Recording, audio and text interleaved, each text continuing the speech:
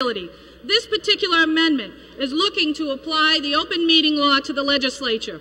And for anybody who has served on a public board prior to coming to the legislature and has had to abide by the open meeting laws that we actually drafted and created for all elected officials on a municipal level and subsequent commissions to have to abide by, we have our own exceptions to the rules. And the reason why I put this in the category of ethics, because it has to do with transparency. And if you look at transparency from the viewpoint of those people who are trying to see the work that we do, I have to tell you that most of what we do is perfectly acceptable and no different than what people do on a local level to actually enact policy for their cities and towns.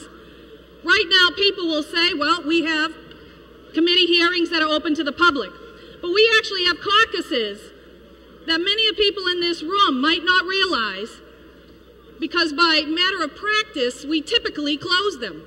And this particular amendment would also open our caucuses to the light of day. Now, many of you think that caucuses are actually closed, and the reason why I think that we need the application of the open meeting law is there's too much of a lack of congruence between what we say is a rule that we're supposed to abide by and what the public expects us to be able to abide by since we've established the rule. A classic example of that is in the caucus rules that were actually drafted in 1983 for the Democratic Majority Party. There's an entire paragraph that says that anytime you enter into a caucus, it's not presumptive that it's closed. We actually have members in here who believe that all caucuses are closed. But in fact, the only way to close a caucus is first to convene, have a place where members sit, have a place where the public sits, have a place where the press sits, and then if you decide you want to close it, you do it by majority vote. It's not implicit. And the reason I raise this is I think we have some wonderful opportunities as a legislative body, not only to adhere to our own rules, but if we're not going to adhere to our own rules, you have to understand why people are paranoid, why they don't have trust in us and what we do. And for somebody who's serving their fourth term up here in the legislature, I have to tell you that many of the things that are said in caucuses are good, solid questions. They're wonderful informational resources, and sometimes the debate that happens in there is much better than the debate that happens out here on the floor.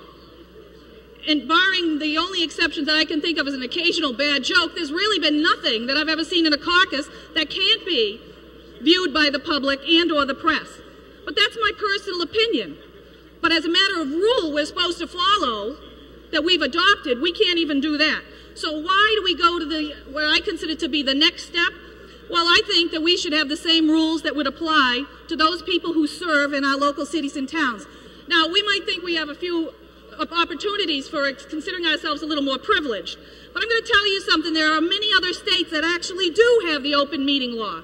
And you might say to yourself, well, what about those exceptions to the rule that are different than what we do on a local municipal, city and town level? The other states that have adopted open meeting to apply to their General Assembly of the Legislature are no less than the states of New York, Virginia, Pennsylvania, and California. Even if you were to extend the definition and criteria for closing or needing an executive session, at least put out some consistent criteria, folks. In these states, the criteria can be as little as 4 different exemptions for going into executive session all the way up to 34. In fact, in states that look at exemptions, you have to understand that we do things that are different on the local level. We deal with security issues. We might deal with declared state emergencies and disasters. In states that are actually a little bit more forward-thinking than us and have a higher ranking percentile for their openness and transparency ratings from the Better Government Association, those states take openness and transparency not only literally, but they make it part of their everyday work. And they've made exemptions where they make sense, but they haven't excluded themselves from the rest of legitimate lawmaking or policy-making entities across their states. So, in conclusion, you might think that we've got it all wrapped up because we're trying to be open about things. We're trying to be transparent about things. But in reality, what we're doing is we create more suspicion where it doesn't need to be. During the rules debate, I tried to enter an amendment that many of you probably don't think is important. But let me tell you, the people back home, And those people who are interested in the articulation and freedom of expression, they're interested in it. Because what we did during the rules debate under joint rules is we actually took out the word private because that didn't sound good in terms of meetings, and we replaced it with the word executive session. We replaced it with a word that didn't have any reference to a definition. And therein lies the problem. Even if you want to make a reference to create clarity, we don't even do that as a general body. And that should be disturbing for any person in this room who not only wants expression of their own on the floor, but wants the expression and the voices heard for the 40,000 people they represent back home. So it's up to you. You can explain it back home to all your municipal officials that somehow we're a little bit more important and don't need to play by the same rules. But I'm even offering you can even extend those rules. You can create exemptions.